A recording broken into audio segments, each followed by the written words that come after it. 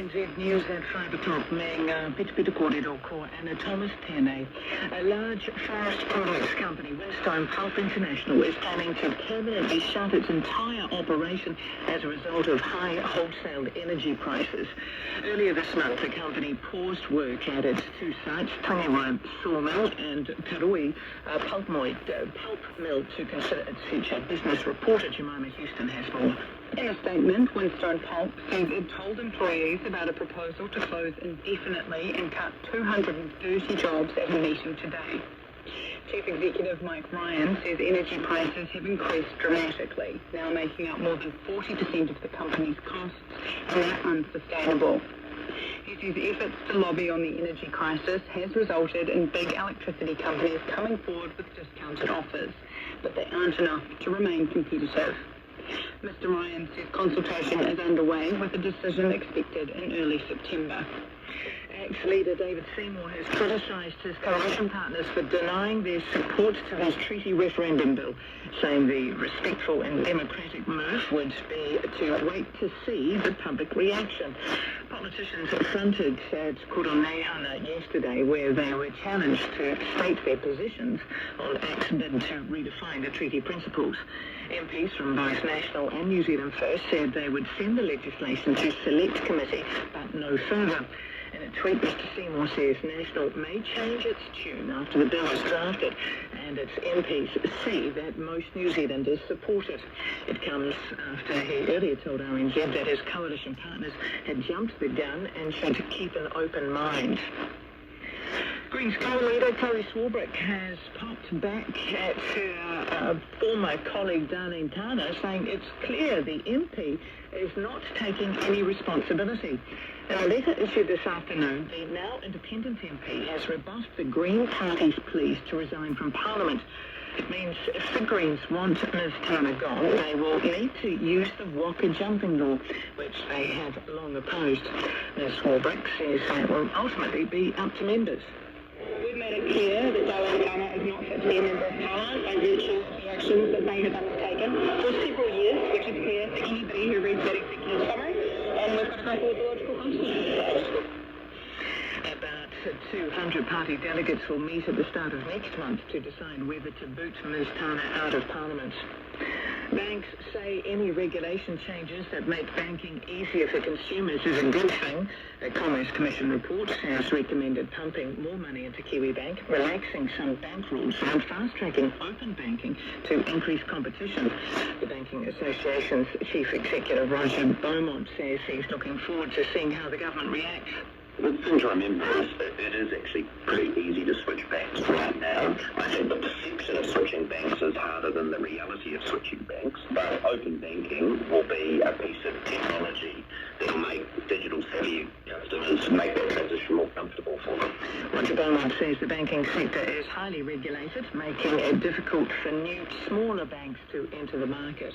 US President Joe Biden has farewelled his Democratic Party with an impassioned speech endorsing Kamala Harris as the party's presidential nominee, touting their achievements in office and taking direct aim at Donald Trump.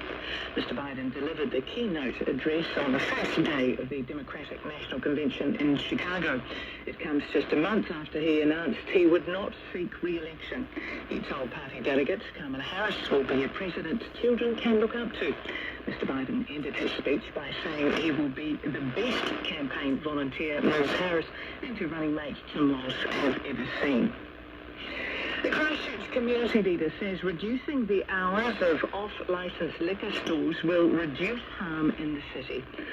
Waitai Coastal Burwood Linwood Community Board Chair Paul McMahon is calling for the city to follow Auckland, which is considering a freeze on new liquor stores in almost 24 areas, and forcing supermarkets and liquor stores to stop selling alcohol from 9 p.m. Mr. McMahon has told Checkpoint alcohol is the most harmful drug in society, and its vulnerable people, including children, suffer its worst effects. The thing we know about alcohol is it causes more harm to the people not drinking than to the drinker. It's unique among drugs because of that. Christchurch City Council is currently considering introducing a local alcohol policy. The Education Ministry is looking to buy a fleet of autonomous lawnmowers for schools. This comes as the landscaping industry gears up with Tesla-style guidance systems and artificial intelligence smarts on mowers, which can respond to rain and detect patchy areas for extra attention. A ministry tender to buy up to 30 of the auto mowers asked for proposals by this week. It says the aim is to reduce the property management burden on small and rural schools. The tender is part of a shake-up that includes testing a shared caretaker between schools and an 0800 number for urgent property problems. To sport now, and England have promised to send a near full-strength side to play the Silver Ferns next month, avoiding a repeat of last year's Premier Jameson series. Netball New Zealand CEO Jenny Wiley at that time labelled it disrespectful when England sent a development side.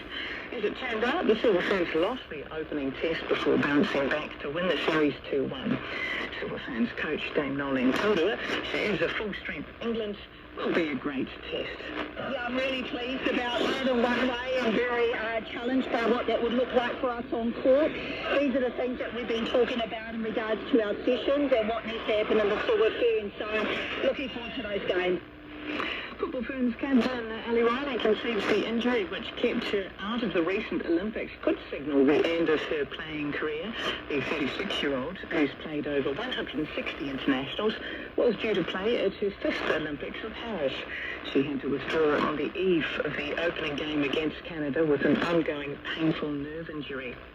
And men's world tennis number 1, Jannik Sinner, has won the Cincinnati Open, showing that despite recent health struggles, he'll still be the one to beat at the upcoming US Open.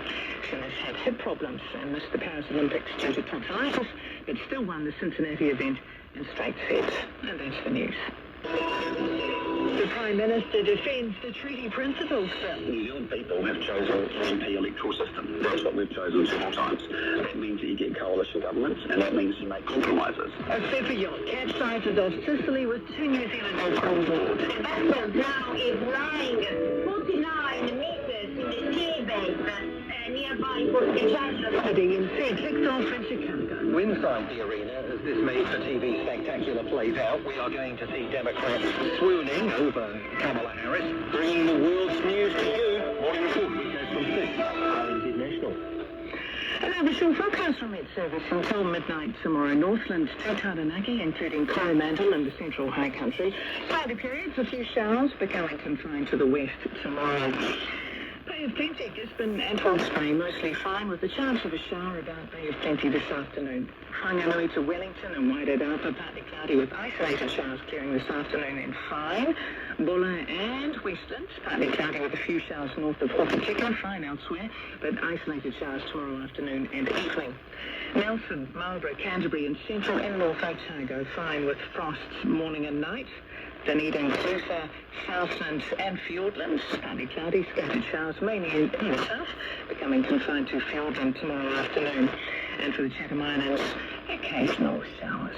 RNZ National, it is 8 minutes past 5. No mai hoki mai. I am Anna Thomas, who's just stepped in for Lisa Owen now for the next hour.